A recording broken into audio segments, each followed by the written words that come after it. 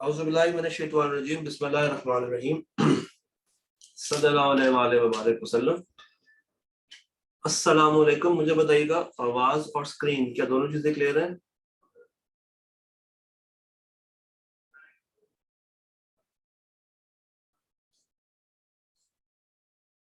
आवाज और स्क्रीन जरा जल्दी बता दीजिएगा। जल्दी जल्दी जल्दी जल्दी। डन। आई होप कि आप लोगों ने आई सीरियसली होप कि आप लोगों ने bye the end of Sunday night पिछला तमाम बैकलॉग अपना कवर कर लिया होगा और इस वीक में आप फोकस्ड होंगे सब्सटेंटिव प्रोसीजर्स को लेकर। एक दफा ये एरिया सीख लें इसी वीक में, और उसके बाद फिर अब आपने उसको हर वीक एक दफा बैठ के बस रिवाइज करना है, दोबारा से याद नहीं करना। Just revision. आपने जो सीखा है इस पूरे वीक में उसको एक क्विक वे में रिवाइज करना है। इसको हम याद नहीं करेंगे, पहली बात। इसको हम बनाना सीखेंगे, क्योंकि आई कैप एग्जाम के अंदर जोन सा मर्जी एरिया आपको दे दे, जो मर्जी एरिया आपसे पूछ ले, बैलेंस शीट का, इनकम स्टेटमेंट का, इक्विटी का, तो वहां पे आई डोंट थिंक सो कि रट्टा काम आएगा। हम एक अप्रोच की बात करेंगे, एक तरीके की बात करेंगे, और उसी तरीके के ऊपर हम क्राफ्ट्समैनशिप करेंगे, यानी कि बनाना सीखेंगे। तो if you guys are with me, if you guys are focused, if you guys are willing to learn, तो मुझे यस की कॉल दें ताकि मैं इसको स्टार्ट करूं। तैयार है? डन। आइए जरा जज्बात में उतरते हैं। हम लोगों ने बहुत शुरू में एक कॉन्सेप्ट पढ़ा था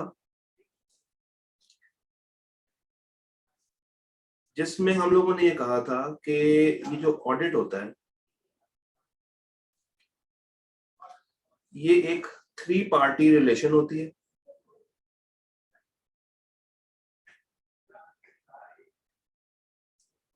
थ्री पार्टी में कौन से लोग थे? एक ऑडिटर, मैनेजमेंट, शेयर होल्डर्स।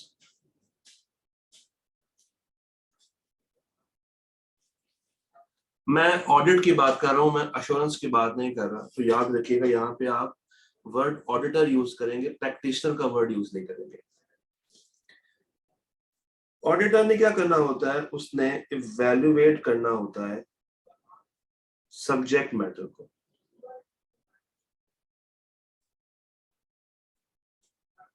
ये सब्जेक्ट मैटर किसने बनाया था?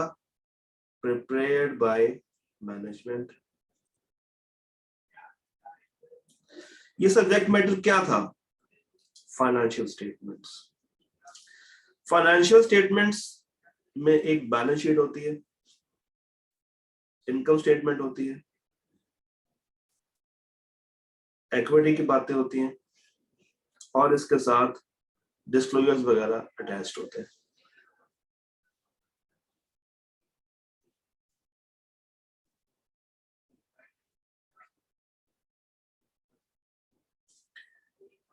कैश फ्लो भी होती है। ठीक। सब्जेक्ट मैटर उसने इवैल्यूएट करना है किसके साथ? इवैल्यूएट किसके साथ करेगा?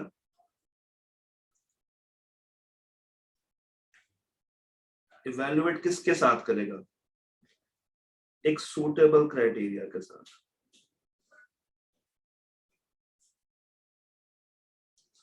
वो सूटेबल क्राइटेरिया क्या है? वो सूटेबल क्राइटेरिया है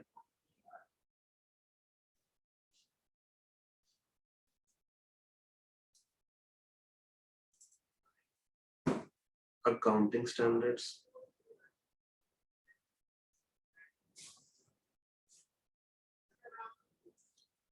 यानी कि आपका IFRS और companies act.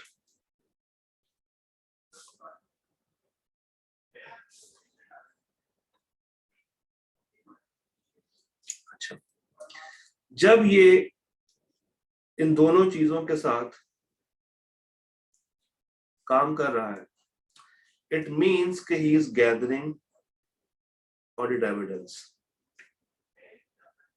He is gathering audit evidence. जब सब्जेक्ट मैटर इवैल्यूएट करेगा सूटेबल क्राइटेरिया के साथ, जब वो आपस में मैच करेगा, देखेगा कि अकाउंटिंग सही से हुई है या नहीं हुई, इट मीन्स कि वो एविडेंस हासिल कर रहा है कि क्या फाइनेंशियल स्टेटमेंट्स के अंदर कोई मसले मसाइल तो नहीं है, क्या मेरी फाइनेंशियल स्टेटमेंट्स बिल्कुल सही बनी हुई है। और अगर उसको कहीं पे एरर मिल जाए, फ्रॉड मिल जाए, कोई और मिसस्टेटमेंट मिल जाए, एनी अदर, तो वो क्या करता है फिर, वो मैनेजमेंट से राब्ता करता है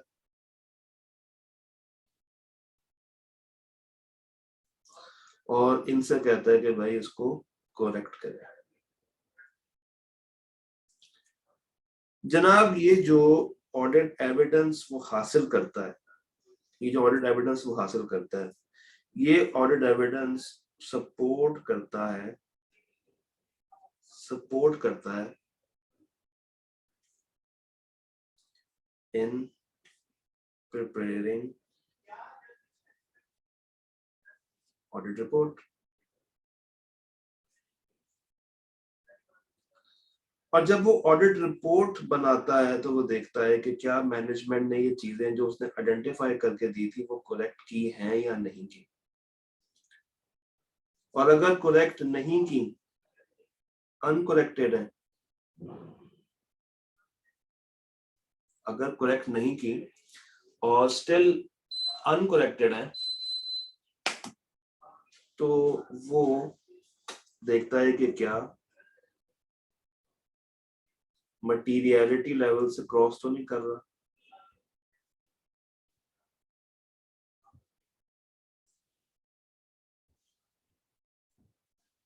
इफ यस, तो फिर वो ऑडिट रिपोर्ट क्या कर देता है, मॉडिफाई।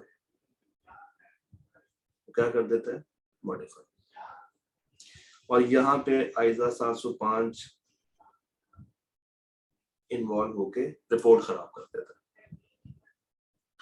हम लोगों ने ऑडिट को जब पढ़ना स्टार्ट किया था तो हमने इसको उल्टा पढ़ा। सबसे पहले हम लोगों ने ये देख लिया कि ऑडिटर क्या है, कौन है, इसका क्या पर्पस है, क्या फायदा है, क्या बेनिफिट्स हैं, क्या लिमिटेशंस हैं, ये अपॉइंट कैसे होता है, कंपनीज एक्ट क्या बातें करते हैं, कोड ऑफ एथिक्स किस तरीके से ऑडिटर को लेकर चलते हैं। तो ये हम लोगों ने सारी कहानी चैप्टर 1 में पढ़ी, 2 में पढ़ी, 13 में पढ़ी।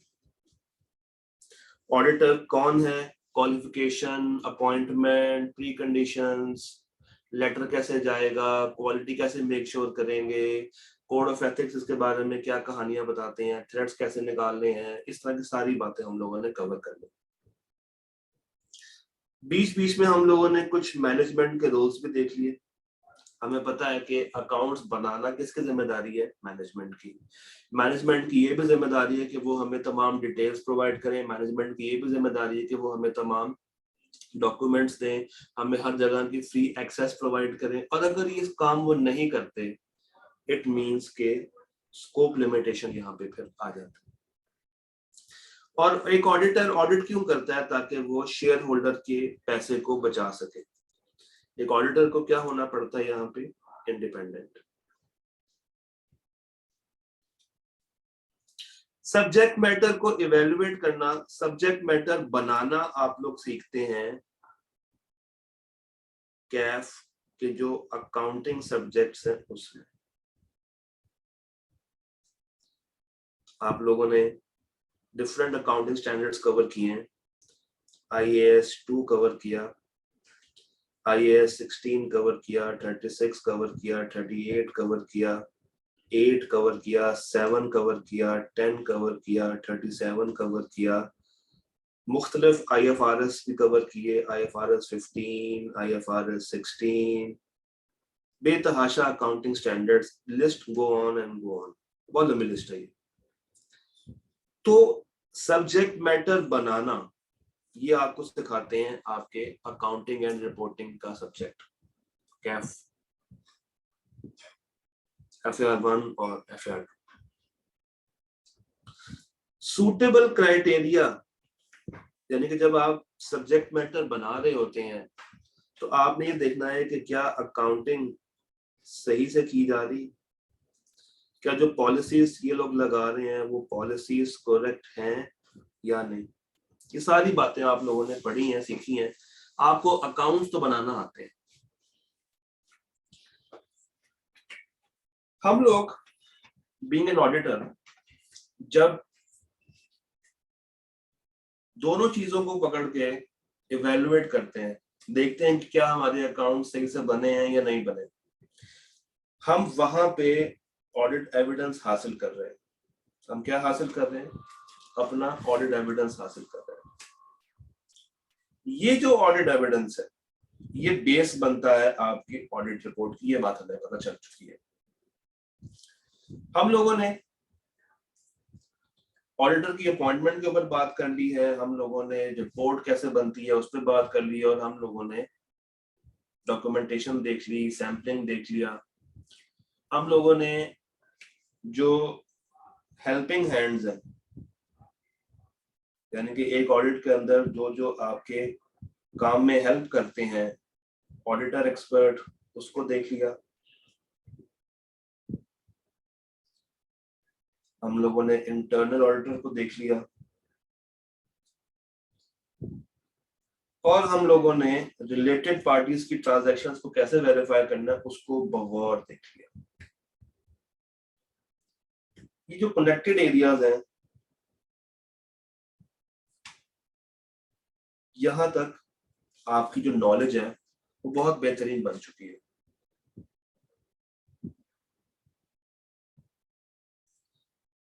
अब now what we are doing, we are developing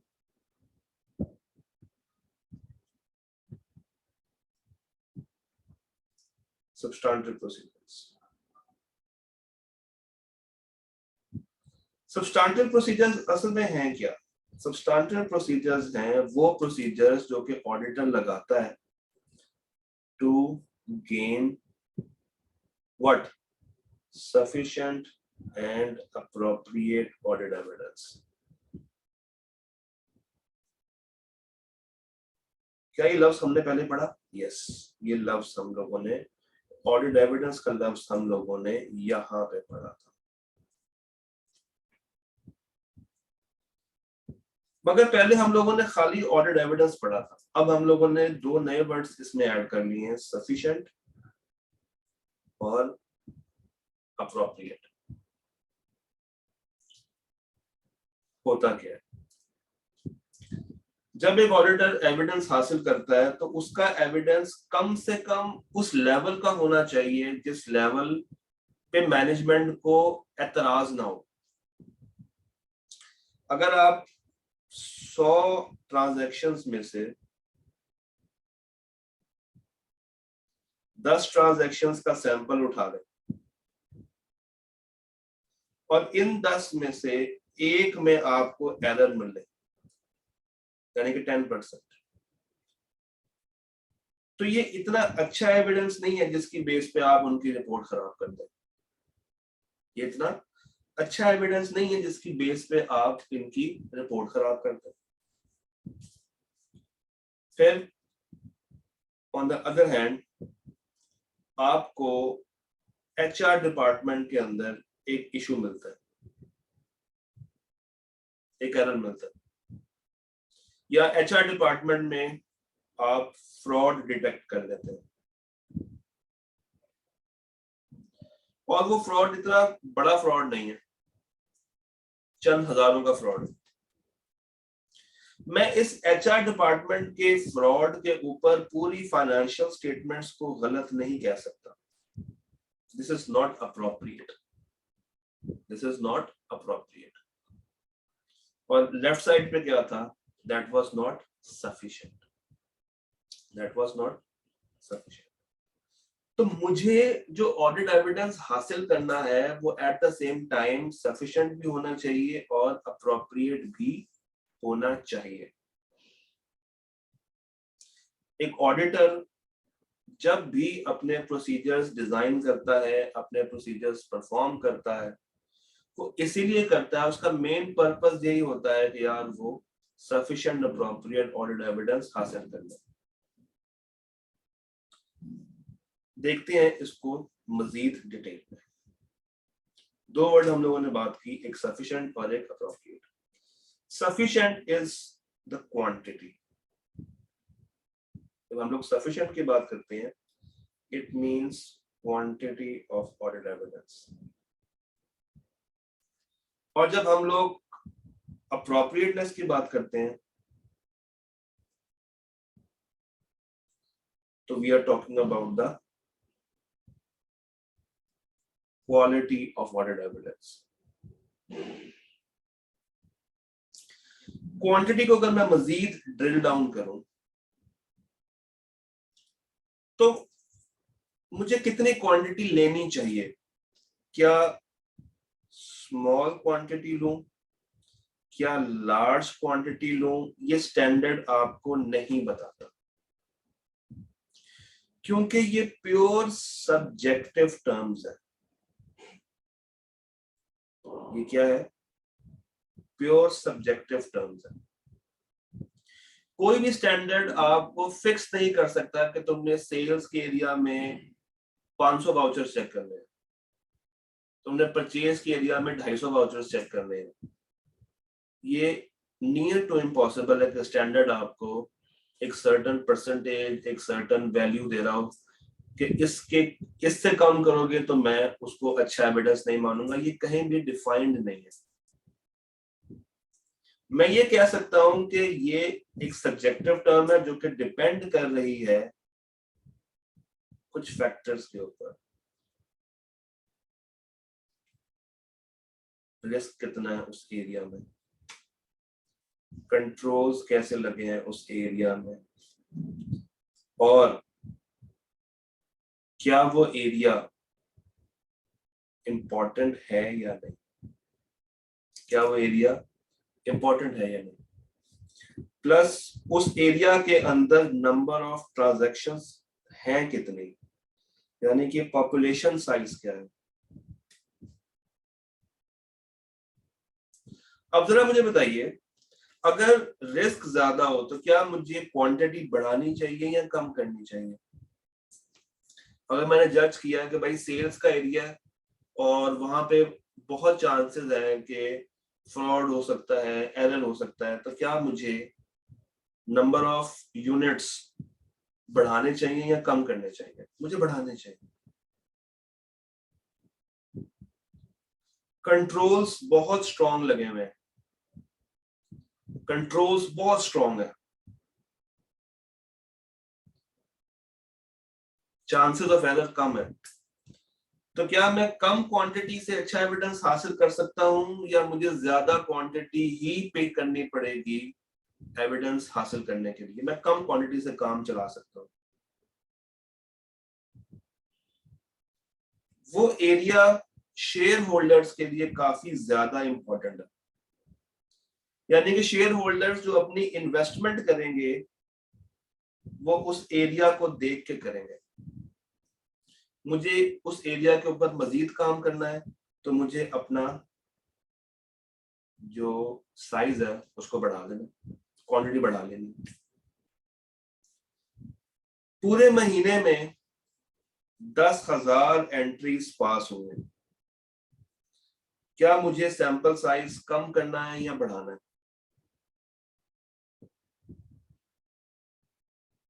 अगर 10,000 एंट्रीज पास है तो क्या मैं 100 ट्रांजैक्शन से काम चला सकता हूं? नहीं, मुझे कम से कम भी उसका 10% तो लेना चेक करने के लिए, जिससे मैं एक अच्छे लेवल तक पहुंच पाऊंगा। तो अगर नंबर ऑफ ट्रांजैक्शन ज्यादा है तो मुझे फिर जो वाउचर्स हैं, जो ट्रांजैक्शंस हैं जिसको मुझे चेक करना है, यानी कि मुझे मेरा सैंपल साइज को यहाँ पे क्या करना पड़ेगा, बढ़ाना पड़ेगा। तो ये कहना गलत नहीं है कि ये डिपेंड कर रहा है एक ऑडिटर की प्रोफेशनल जजमेंट के ऊपर। उसकी प्रोफेशनल जजमेंट बताती है कि whether he has to work more or work less, whether he has to take more sample or less sample. तो क्वांटिटी ह्यूजली डिपेंड करती है, क्वांटिटी ह्यूजली डिपेंड करती है उसकी जजमेंट के ऊपर।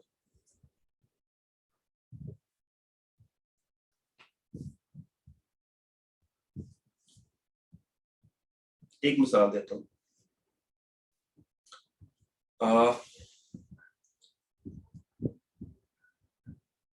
मैं क्लास में आया और मेरे सामने 50 बच्चे बैठे। मैं क्लास में आता हूँ, मेरे सामने 50 बच्चे बैठते हैं। मैंने बच्चों से पूछना है कि क्या हम संडे को एक्स्ट्रा क्लास करें या ना करें। और मुझे पता है मेरी क्लास के अंदर 5 ऐसे बच्चे हैं जो कि बहुत ज्यादा लाइक हैं और वो हर वक्त चाहते हैं कि हर वक्त ही क्लास होती रहे। और अगर मैं उन्हीं 5 बच्चों से पूछ लूं और उन 5 बच्चों से पूछ के ये फैसला कर दूं कि संडे को क्लास होगी, तो आपको लगता है कि ये मैंने एक अच्छा साइज यहां से चूज किया? क्या इसमें मेरी बायसनेस है? क्या इसमें मेरी बायसनेस शामिल है? क्या ये अच्छी क्वांटिटी है जिसमें मुझे पता है कि यहाँ पे तो मुझे मेरे ही मतलब का रिजल्ट मिलना? यहाँ पे आई नो कि यार दूसरा बंदा क्या कहेगा। इट मीन्स कि मैंने फ्यूचर प्रेडिक्ट किया हुआ है। इट मीन्स कि यस, साजिश हो रही है। और अगर मैं 5 बच्चे ये ऐड करूं, कुछ लास्ट रो से बच्चे उठाऊं, कुछ सेंटर रो से बच्चे उठाऊं, कुछ लेफ्ट से उठाऊं, कुछ राइट से उठाऊं, और 50 में से 20 एक बच्चों से पूछूं कि क्या संडे को क्लास करें या ना करें, तो बेटर क्वांटिटी किससे मिल रही है? 5 से या 20 से? मुझे बेटर क्वांटिटी किससे मिल रही है? 20 से। क्या मैं ये कह सकता हूं कि ये जो क्वांटिटी मैंने हासिल की है इसमें बच्चों का भी मिक्सचर है? कुछ ब्रिलियंट स्टूडेंट्स हैं, कुछ एवरेज स्टूडेंट्स हैं, कुछ गुड हैं, कुछ बैड हैं। इसका मतलब है कि मैंने एक अच्छा ब्लेंड चूज कर लिया है, मैंने एक अच्छी रेशो निकाल ली है जिसमें तमाम बच्चों की राय शामिल है। एक ऐसा एविडेंस जो कि क्वांटिटी में भी अच्छा हो गया और इसके साथ साथ क्वालिटी में भी अच्छा हो गया। तो ये कहना गलत नहीं होगा कि क्वांटिटी डिपेंड करती है क्वालिटी के ऊपर भी। जैसे हम कहते हैं नॉर्मली, एक मिसाल होती है पंजाबी में, उसका उर्दू तर्जुमा ये है कि जो एक दफा अच्छी चीज परचेज कर लेता है उसको बार बार पैसे खर्च करने नहीं पड़ते। और अगर बंदा एक दफा अच्छी चीज परचेज ना करे, उसकी अच्छी क्वालिटी ना हो, तो फिर बार बार वो सेम चीज पे हिट एंड ट्रायल करता रहता है, उसका एक्सपेंस बढ़ता रहता है, वो ज्यादा क्वालिटी की तरफ जा रहा होता है, उसकी एफिशिएंसी आउट हो रही होती है।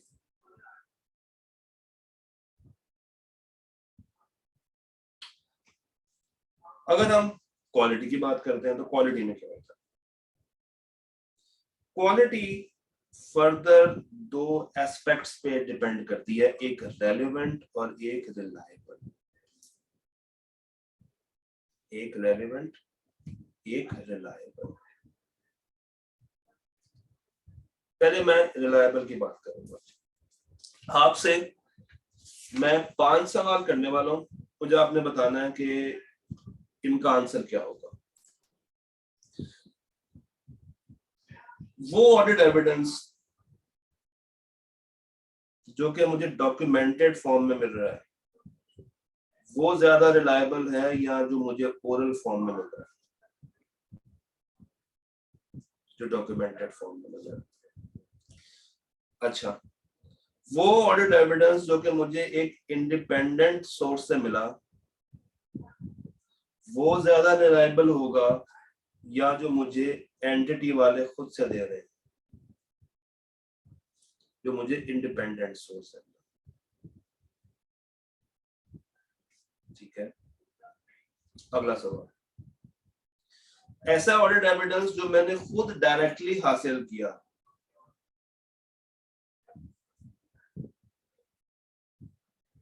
वर्सेस वो एविडेंस जो मुझे एंटिटी प्रोवाइड कर रही है, जो मुझे डायरेक्टली मिला। अच्छा, ओरिजिनल वर्सेस फोटोकॉपी, क्या ज्यादा रिलायबल होगा?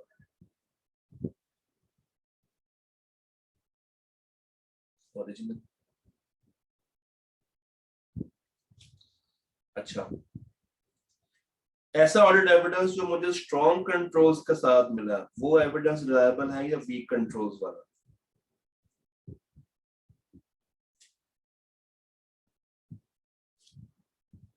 डेफिनेटली जो मुझे स्ट्रॉन्ग कंट्रोल्स के साथ मिला।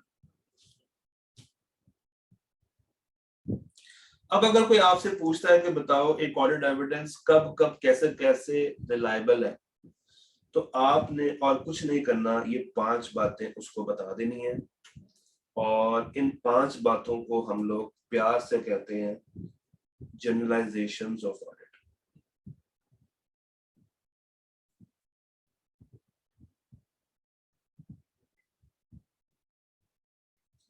यानी कि जनरली आमतौर पे एक ऑडिट एविडेंस उस वक्त ज्यादा रिलायबल समझा जाता है जब वो डॉक्यूमेंटेड हो, जब वो किसी इंडिपेंडेंट सोर्स से आया हो, जब वो मैंने डायरेक्टली हासिल किया हो, जब वो ओरिजिनल हो, और जब स्ट्रॉन्ग कंट्रोल्स के तहत वो मैंने हासिल किया।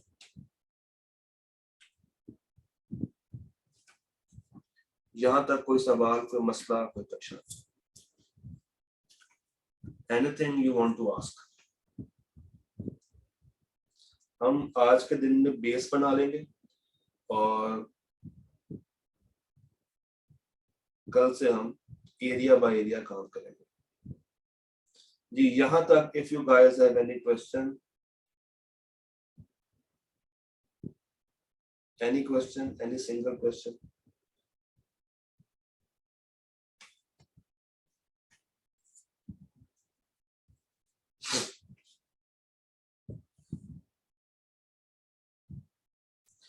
सर ये एरिया इतना टफ क्यों लगता है कि हर किसी को? क्योंकि इस एरिया को मुश्किल करके पढ़ाया जाता है। मतलब मैं अगर चाहूं तो मैं सब्सटेंटिव पे पूरा 1 महीना लगा सकता हूँ, मगर अगर मैं वो एरिया रिपोर्ट्स पे लगाऊं, अगर वो टाइम मैं रिपोर्ट्स पे लगाऊं, जिसका पता है कि ये सवाल एग्जाम में लाजमी आना है, तो वो ज्यादा अच्छा है या ये? सब्सटेंटिव मुश्किल नहीं है, इसको मुश्किल बना दिया गया है अनफॉर्चुनेटली। और इवन 2 महीने की क्लास करवाने के बाद भी मैं आपको 2 सफे दूंगा, कहूंगी यार इसको याद कर लेना, ये अच्छी चीज नहीं है। तो हमने याद नहीं करने, हमने बनाना सीखना है। जब आप लोगों को ये बनाने आ जाएंगे, उसके बाद गेम ओवर। उसके बाद आपको आई कैप कोई भी एरिया दे दे, जौन सा मर्जी एरिया निकाल के दे दे, अगर आपको तरीका आता है तो आप कम से कम भी 10 बातें तो लिख कर आएंगे, और by the end of this week आप मुझे कहेंगे कि सर ये एरिया अब आसान है हमारे लिए, अब इसमें कोई मुश्किल नहीं है। This is one of the area जो कि जिसके ऊपर मैं प्राउड होता हूं कि यार बच्चा जो है वो 1 वीक मेरे साथ लगा ले, उसके बाद कहानी उसके लिए आसान है, फिर बेड़ा पार। जी, यहां तक कोई सवाल, कोई मसला, कोई परेशानी? हम सुकून से आहिस्ता आहिस्ता आराम आराम से करेंगे, मगर आप लोगों ने फिर डेली बेस पे रिवाइज भी करना है। यहां तक बात समझ आ गई? अच्छा, यहां तक आपको बात समझ आ गई। अब जो कॉन्सेप्ट है रेलेवेंसी का वो समझते हैं।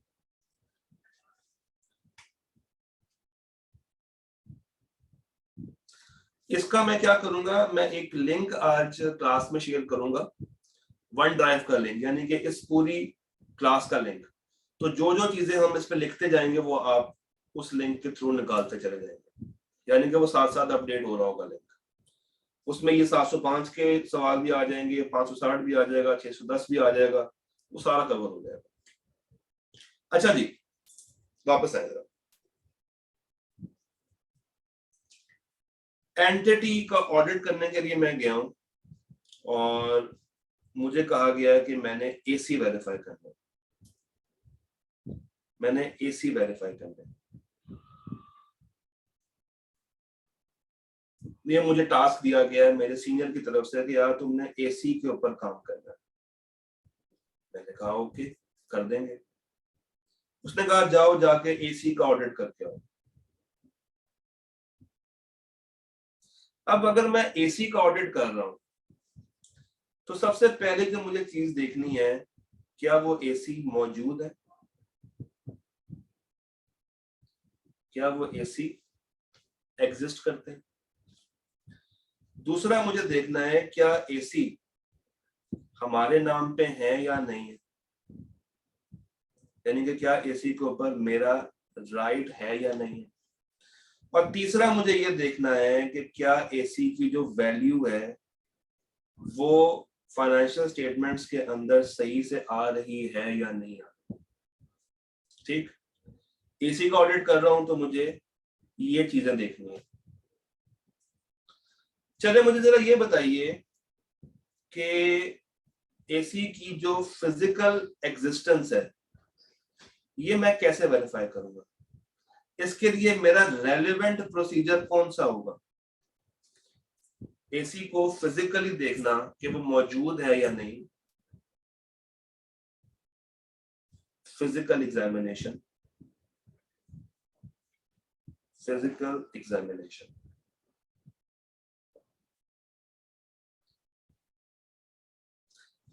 अच्छा, अगर मुझे कंपनी वाले एसी की रसीद दिखाएं और मुझे ये बताएं कि सर देखें इस साल हमने 5 नए एसी परचेज किए, तो क्या एसी की वो जो रसीद है उसको देख के मैं अपनी रिपोर्ट पे ये लिख दूं कि एसी मौजूद है।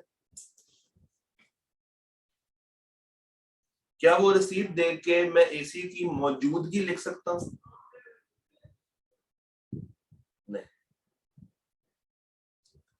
तो मैं मौजूदगी किस वक्त यस करूंगा, उस पर टिक लगाऊंगा, जब मैं जाके फिजिकली उसको अपनी आंखों से देख लूंगा कि हाँ भाई ये मौजूद है, एग्जिस्ट करता है, मैंने अपनी आंखों से देख लिया।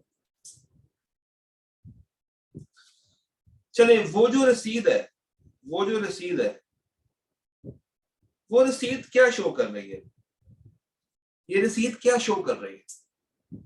ये रसीद मुझे ये बता रही है कि ये एसी कंपनी के नाम पे है, कंपनी की प्रॉपर्टी में है। वो रसीद मुझे ये जरूर बता रही है कि कंपनी वालों ने ये एसी परचेज किए हैं, कंपनी वालों का इन एसी पे राइट है,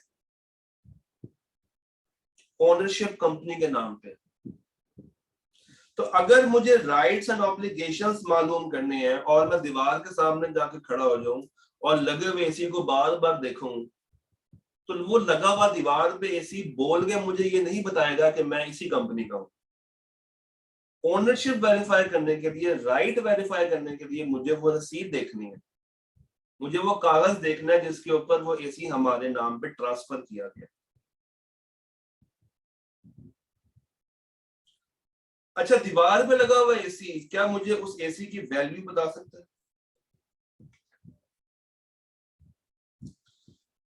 चले ये बताइए एसी के लिए मैं कौन सा अकाउंटिंग स्टैंडर्ड इस्तेमाल करता हूं, IS2 या IS16। IS16। IAS16 कितनी तरह की अकाउंटिंग ट्रीटमेंट्स की बात करता है। मैं एसी को किस किस तरह रिकॉर्ड कर सकता हूं, इधर कॉस्ट मॉडल पे, इधर कॉस्ट मॉडल पे या रीवैल्यूएशन पे। अगर एक कंपनी ने एसी परचेज किया और उसको रीवैल्यू नहीं करवाया, तो मुझे वैल्यू फाइंड करने के लिए क्या देखना पड़ेगा?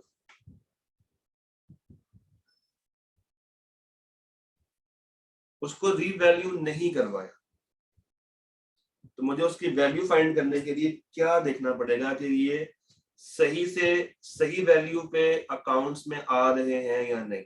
सिर्फ अगर कंपनी कॉस्ट मॉडल फॉलो कर रही है, भाई कॉस्ट मॉडल फॉलो कर रही है, मैंने वर्ड यूज किया कि रीवैल्यू नहीं करवाया। जब रीवैल्यू नहीं करवाया इसका मतलब है कि कॉस्ट मॉडल चल रहा है। तो कॉस्ट मॉडल की वैल्यू किस तरह कैलकुलेट होती है, मुझे क्या देखना पड़ेगा, किस किस डॉक्यूमेंट को देखूंगा तो मुझे आइडिया हो जाएगा। उसकी एग्जिस्टिंग कॉस्ट क्या थी, माइनस उसमें से कितनी डेप्रिसिएशन चार्ज हुई, माइनस अगर कोई इम्पेयरमेंट है तो। अच्छा, कॉस्ट मुझे किस डॉक्यूमेंट से मिल जाएगी? ये जो कॉस्ट है ये मुझे मिल जाएगी इसी रसीद से, इसी रसीद से। तो इसका मतलब ये हुआ कि एक डॉक्यूमेंट एक से ज्यादा चीजों को वेरीफाई कर देता है। Single document can verify more than one areas. अच्छा, डेप्रिसिएशन को कैसे निकालूं यहां से? How will I check the depreciation? चलिए कॉस्ट तो देख ली, मुझे रसीद से मिल गई। डेप्रिसिएशन का कहां से रिकॉर्ड मुझे मिलेगा? डेप्रिसिएशन और इम्पेयरमेंट अगर मुझे देखनी है तो मुझे कंपनी के कौन से डॉक्यूमेंट्स देखने पड़ेंगे?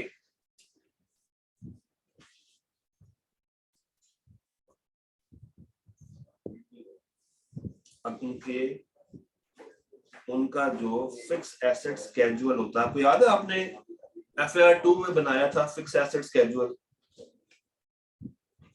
कुछ इस तरह का होता है।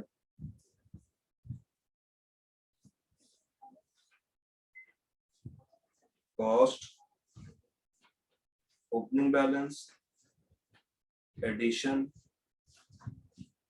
Disposal, closing balance, depreciation accumulated, opening balance for the year minus closing balance। कुछ याद आ रहा है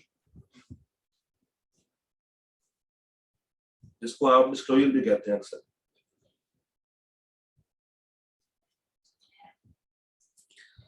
तो ये जो डिस्क्लोजर है या ये जो फिक्स एसेट स्केड्यूल है, यहां से मुझे उसकी डेप्रिसिएशन भी पता चल जाएगी और अगर कोई इम्पेयरमेंट वगैरह चार्ज हो रही है तो वो भी पता चल जाएगी। चले, और अगर कॉस्ट मॉडल नहीं है, रीवैल्यूएशन है, तो क्या वो रसीद मुझे सही वैल्यू दिखा रही होगी? क्या वो रसीद मुझे सही वैल्यू दिखाएगी? नहीं।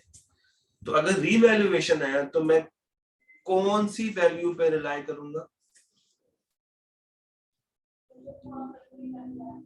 एक्सपर्ट ने जो उसको या जो रीवैल्यूअर ने उसको वैल्यू दी है वो देखूंगा,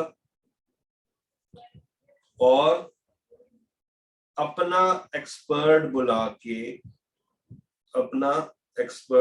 के उसको दोबारा से मेजर करवाऊंगा।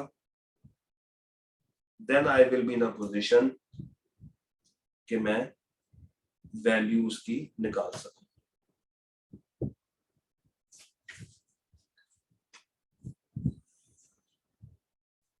एग्जिस्टेंस, राइट और वैल्यू, हम लोगों ने ये तीन चीजें आइडेंटिफाई की। मुझे कहा गया था कि तुमने एसी का ऑडिट करना।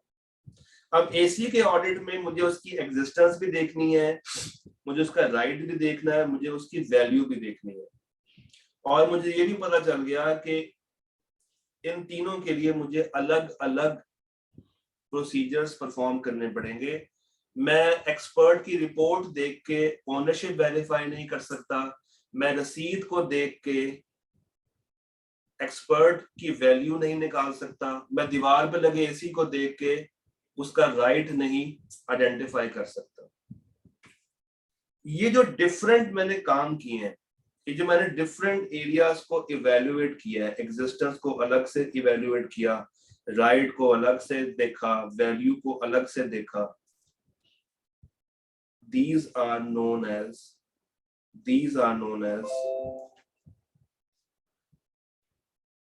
assertions. असर्शन बेसिकली कहते हैं वो रेलेवेंट चीज, वो रेलेवेंट एरिया, एक ऐसा लॉजिकल एरिया जिसको मैं परख रहा हूं, जिसको मैं इवेल्युएट कर रहा हूं, जिसको मैं असेस कर रहा हूं, जिसको मैं एनालाइज कर रहा हूं, जिसको मैं इवेल्युएट कर रहा हूं। मुझे उस एसी का एग्जिस्टेंस भी वेरीफाई करना है, मुझे उस एसी का राइट भी वेरीफाई करना है, मुझे उस एसी की वैल्यूएशन भी इवेल्युएट करनी है, और इसलिए एग्जिस्टेंस के लिए अलग काम किया, राइट के लिए अलग काम किया, वैल्यू के लिए अलग काम किया। ये है आपकी असर्शन अप्रोच, ये है आपकी असर्शन अप्रोच। हमने कहा था मेरा ऑडिट एविडेंस रेलेवेंट होना चाहिए, रिलायबल होना चाहिए। अब जरा मुझे बताइए, रेलेवेंसी, क्या दीवार पर लगा एसी मुझे ओनरशिप बता सकता है? नो। अगर मैं दीवार पे लगे एसी को देख के उसकी ओनरशिप वेरीफाई कर रहा हूं, इसका मतलब है कि मेरा प्रोसीजर रेलेवेंट नहीं है, मेरा प्रोसीजर रेलेवेंट नहीं है, इस प्रोसीजर में कोई लॉजिकल कनेक्शन नहीं है, कोई लॉजिकल कनेक्शन नहीं है। रेलेवेंसी आती ही अप्रोप्रिएट असर्शन से है। किससे आती है? अप्रोप्रिएट असर्शन से आती है। और हमें पता चल गया कि हर असर्शन के लिए मुझे अलग अलग काम करने हैं, अलग अलग प्रोसीजर्स लगाने हैं। हाँ, एक डॉक्यूमेंट से मैं एक से ज्यादा असर्शंस को जरूर वेरीफाई कर सकता हूं। असर्शन इज कौन सी चीज मैं वेरीफाई कर रहा हूं। अगर मैं ओनरशिप वेरीफाई कर रहा हूं तो मुझे ओनरशिप के प्रोसीजर्स लगाने हैं। अगर मैं एग्जिस्टेंस वेरीफाई कर रहा हूं तो मुझे एग्जिस्टेंस के प्रोसीजर्स लगाने हैं। यहां तक ऑन क्लियर?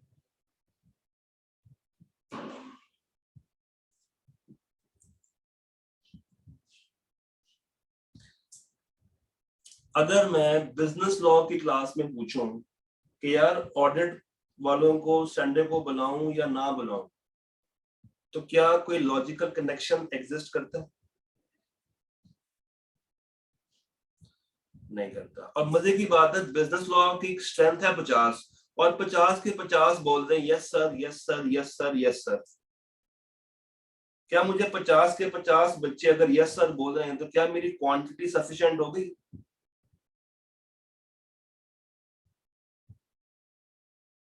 मगर क्या ये रेलेवेंट है?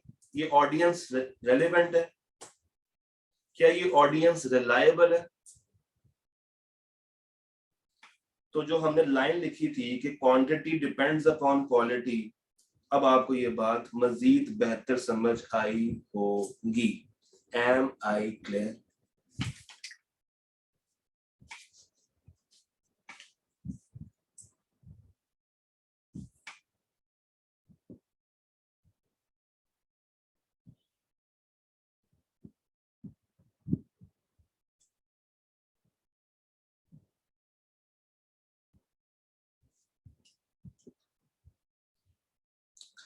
चले आपसे एक सवाल पूछता हूं।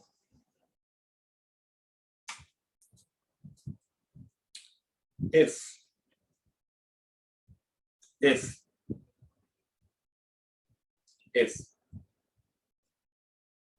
controls are strong, or if controls are weak. कहां पे मुझे ज्यादा काम करना है, कहां पे मुझे कम काम करना है?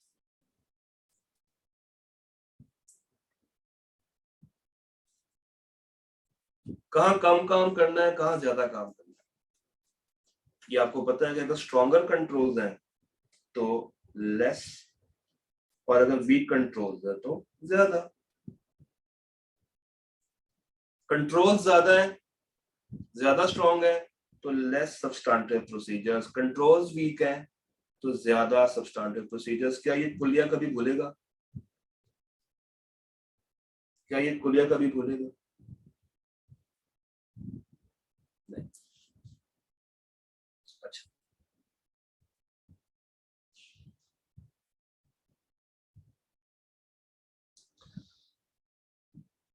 हमें कैसे पता चलेगा कि कंट्रोल्स स्ट्रॉन्ग है?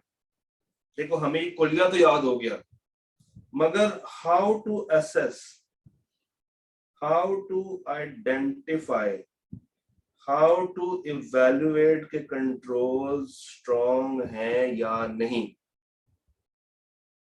इसके लिए हम लगाते हैं टेस्ट ऑफ कंट्रोल। इसके लिए हम क्या लगाते हैं? Test of control, TOC। Test of controls लगाने के बाद हम लोग लगाते हैं test of detail, TOD, test of detail. घबराना नहीं है, घबराना नहीं है। ये जो टेस्ट ऑफ डिटेल है ना, ये सब्सटैंटिव प्रोसीजर्स का दूसरा नाम। बहुत सारे बच्चे कहते हैं कि ये अलग है और ये अलग है, मगर असल में सब्सटैंटिव ही test of detail. Test of control करने के बाद मुझे पता चल गया कि कंट्रोल स्ट्रॉन्ग है, तो अब मुझे देखना है कि मुझे अपने सब्सटैंटिव कितने डिटेल में लगाने हैं। Now I have to assess कि मुझे अपने सब्सटैंटिव की फ्रीक्वेंसी बढ़ानी है या कम करनी है। वो जो कम ज्यादा करना है ना, वो है कि मुझे कितनी डिटेल में काम करना है, ज्यादा डिटेल में काम करना है या कम डिटेल में काम करना है। That is test of detail. यहां तक ऑल क्लियर हो गया?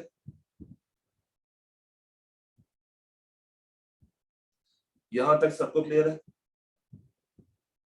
अच्छा, सब्सटैंटिव प्रोसीजर्स को अगर मैं मजीद क्लासिफाई करूं, अगर मैं सब्सटैंटिव को मजीद एक जगह पे क्लासिफाई करूं, तो ये दो तरह के होते हैं। एक होता है टेस्ट ऑफ डिटेल, ये हमने देख लिया। एक होता है एनालिटिकल प्रोसीजर्स।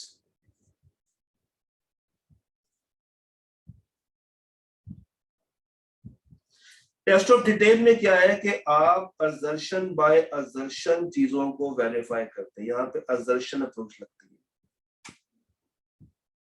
आप एरिया बाय एरिया उसको टेस्ट करते चले जाते हैं। एनालिटिकल प्रोसीजर्स ये बात करते हैं रेशियो एनालिसिस की, ये बात करते हैं रेशियो एनालिसिस की। चैप्टर 7 इसको तफसील से बताता है। ये टारगेट है मेरा नेक्स्ट वीक का। और ये जो असर्शन अप्रोच है, यानी कि इस अप्रोच में मुझे देखना है कि मेरे नॉन करंट एसेट्स को कैसे मैंने वेरीफाई करना है, करंट एसेट्स को मैंने किस तरह वेरीफाई करना है, मैंने लायबिलिटीज को किस तरह वेरीफाई करना है, मैंने इक्विटीज को किस तरह वेरीफाई करना है। तो जनाब chapter 8, chapter 9, chapter 10, 8 is all about non-current assets, 9 is all about current assets, 10 is all about liability, equity और उसके साथ साथ income statement.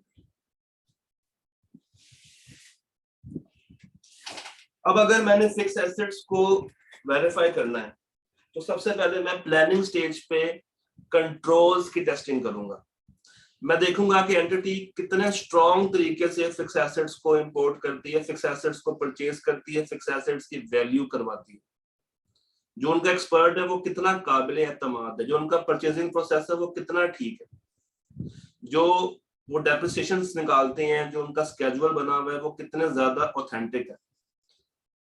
क्या लोग जो काम कर रहे हैं उस एरिया पे वो अच्छे लोग हैं या बुरे लोग हैं. तो जब मैं उनका कंट्रोल्स देख लूंगा, कंट्रोल्स के ऊपर मुकम्मल टेस्टिंग कर लूंगा, तब जाके मैं कहूंगा कि यार मुझे इस एरिया में डिटेल से काम करना है या कम डिटेल से काम करना.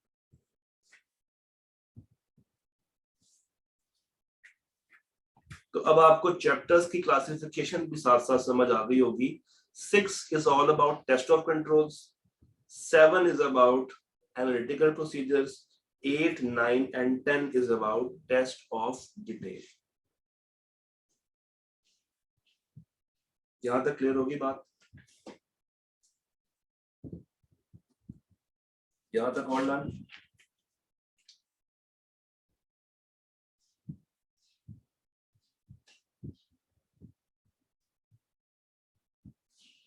आज की आखिरी बात,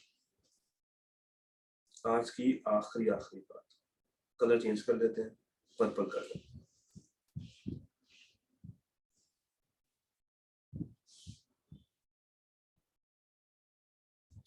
आप लोगों से एक रिक्वेस्ट है, ये लेक्चर दोबारा सुनिएगा,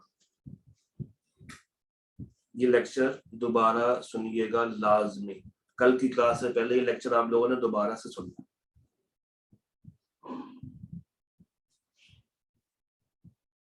जिनको असर्शन वाली बात अभी तक प्रॉपर अंडरस्टैंड नहीं हुई या जिन्होंने बीच में हमें ज्वाइन किया, वो बेशक 1.5 पे सुन लें मगर सुने जरूर. ठीक? अच्छा, मेरे पास कुछ प्रोसीजर्स हैं टू गैदर ऑडिट एविडेंस, और मैंने क्या किया है, मैंने इन प्रोसीजर्स को 3 डिफरेंट कैटेगरीज में डिवाइड कर दिया. This is category A, this is category B, category C. अब ये डिवीजन किस बेस पे है, क्यों है, कब है, इसका राज मैं आपको बताऊंगा मगर किसी और दिन. But for the time being आप समझ लें कि कौन सी कैटेगरी में कौन से वाले प्रोसीजर्स आ रहे हैं. Category A is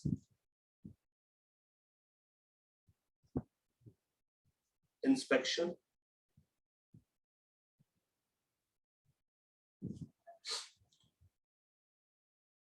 observation, inquiry. Inspection में क्या है, इंस्पेक्शन के अंदर हम लोग फिजिकल रिकॉर्ड्स को इंस्पेक्ट करते हैं, हम लोग फिजिकल चेकिंग करते हैं. रिकॉर्ड्स को देख लिया, एसेट को देख लिया.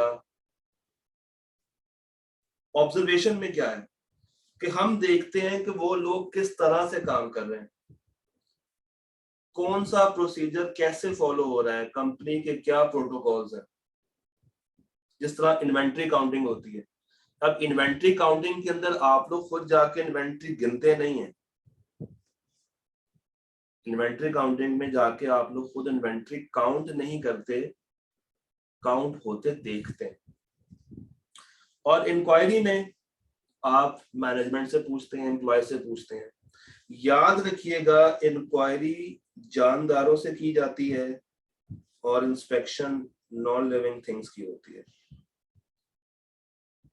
ठीक? कैटेगरी बी के अंदर 2 बातें आएंगी, रिकैलकुलेशन और इसके साथ री परफॉर्मेंस।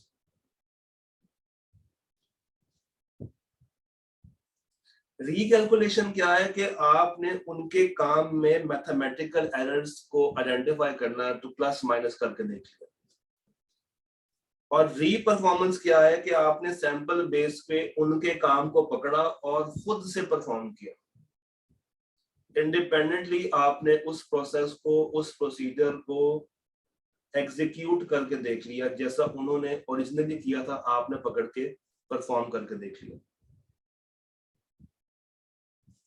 और category C consist of external confirmation और एनालिटिकल प्रोसीजर्स। अब कैटेगरी सी में जो दो एरियाज हैं, इनका अपना अपना स्टैंडर्ड है। इसका 505 और इसका 520। ये पढ़ेंगे चैप्टर 9 में, ये पढ़ेंगे चैप्टर 7 में।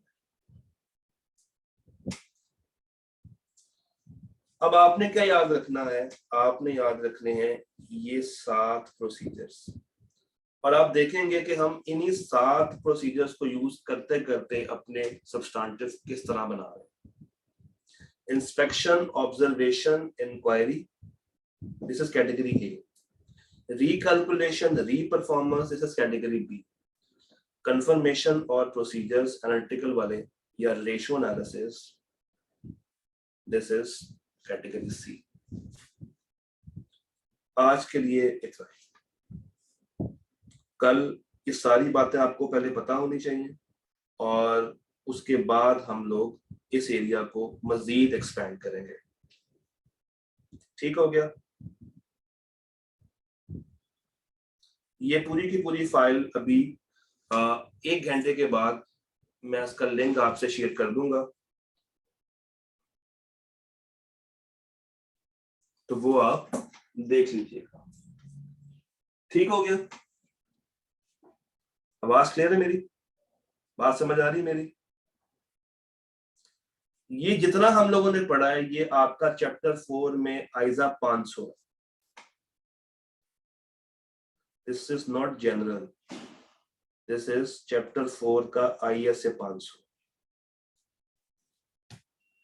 जब आप चैप्टर 4 खोलेंगे तो चैप्टर 4 का जो स्टार्टिंग पेज है वो पूरा, और अगला पेज भी आप लोगों ने पढ़ के आना है। मैंने आपसे कहा था कि हम आइजा 500 से स्टार्ट करेंगे और चैप्टर 4 में है। असल में ये बेस बनाता है सब्सटेंटिव। तो आपकी बेस बन गई है, कल हम इसी बेस के ऊपर इमारत खड़ी करेंगे, मगर ये बेस आपको अच्छे से तैयार होनी चाहिए।